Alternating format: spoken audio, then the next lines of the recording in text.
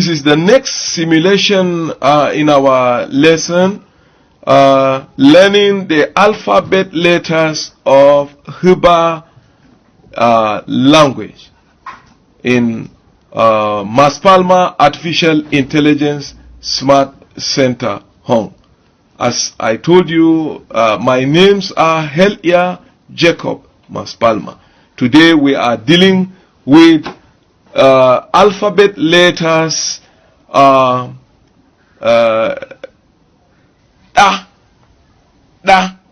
So the one on the screen you are watching is pronounced as da.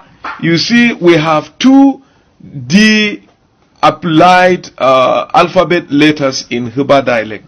The previous one in the previous lesson we learned was da. So the difference between that da and this da is because of this bent at the tip of the top left hand corner of the alphabet letter D of this da is because of this sound. So in each letter of Hausa dialect where you see a particular end has been bent towards a particular direction, it will definitely have to change. The sound, the phonetic sound have to change. So this one is not da, it is da. Say it, da. Again, da. So you can see that one is pronounced, the previous one is pronounced da. But this one is pronounced da. Da. Okay. Next on the screen, you are seeing 3-letter words. So we have some words: 3-lettered alphabet, 2-lettered alphabet, and 3-lettered alphabet. Probably we may gradually come across 4-lettered alphabet letters of English letters that will combine to give us one phonetic sound of a single Hausa alphabet letter. So one surprising thing here, which may be the first of its kind for so many Hausa people around the world, is the complexity and the simplicity of Hausa alphabet letters. Why I call it simplicity and complexity is because of understanding.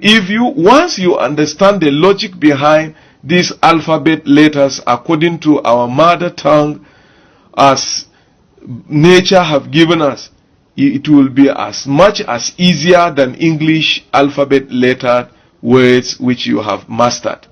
So my aims and objective in this lesson is to see that at the end of learning our A to Ja is that each and every Hausa man around the globe will be able to have a perfect knowledge on our A to Ja alphabet letters and ability to pronounce their phonetic sounds as they are. So once we have mastered that, we are done. As I told you, you have mastered almost everything. Then we will start going on building the alphabet letters into words. So learning is a process, it's like a building block. So no matter how big the building will look at the end, it starts with a small block, a piece of block. And that is what brought about the complexity. No language on earth without its alphabet letters. If you cannot give me the alphabet letters of any particular language, that means that language will never exist. So no language ever existed on earth without its alphabetic and phonetic sounds. So next on the line, as I told us why I took time to explain these three complexity in 3-lettered words to give us one sound, it's pronounced as da. So originally it's supposed to be DL. So while I was developing this, it's supposed to be DL, but its pronunciation is the. So we are putting this one in the next lesson. You will see it on a singular ground or a singular slide as the, which is DL. So combination of D and L gives us the. So that R sound made it so sharp to give us the perfect sharpness of D and L. The on a note. This is a word automatically in Hebrew language. When you say the, which means 9, and this same word also means when an activity of a blacksmith, he is doing the. So the way it may go up, one may go up and one may go down. The, which means 9. The, which means a work of a blacksmith, the craft of blacksmith. The show the glow up. So we have da, which is the D with a bent tip. So and then we have DL, the. And then the next on the slide here is pronounced as DZ. The. D and Z is complemented by A to make it sharp. So in Hebrew, the. So, and then the next one is E and A. So you cannot separate this E and A. If you separate this E separately and this A separately, you know we have letter A already there. So this one is a combination of E and A that will give us our mother tongue air. So this one is pronounced phonetically air. And it is also a word on its own when we come to learning of words. So we will come and see it. I will not waste time to make the same mistake. So the next online is the inverted E. This is the Shuai E. I have made mention of that on one of our clips on social media on this process.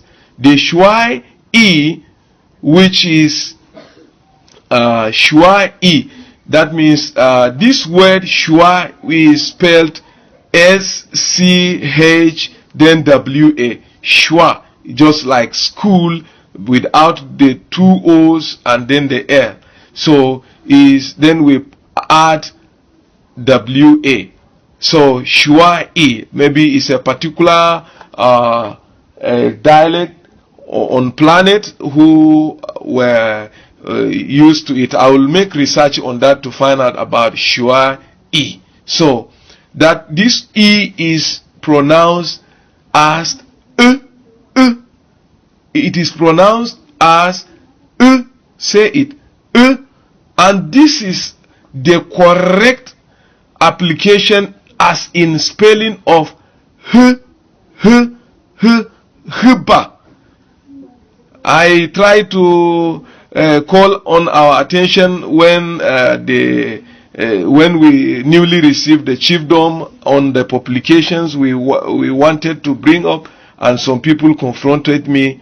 Up till today we are at loggerhead. But one thing with our mother tongue and knowledge and language, there is no monopoly about it.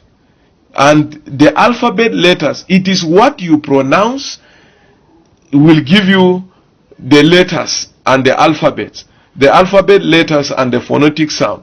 It is what makes your pronunciation, and what you pronounce must be represented by this international standard standard logics in literacy development.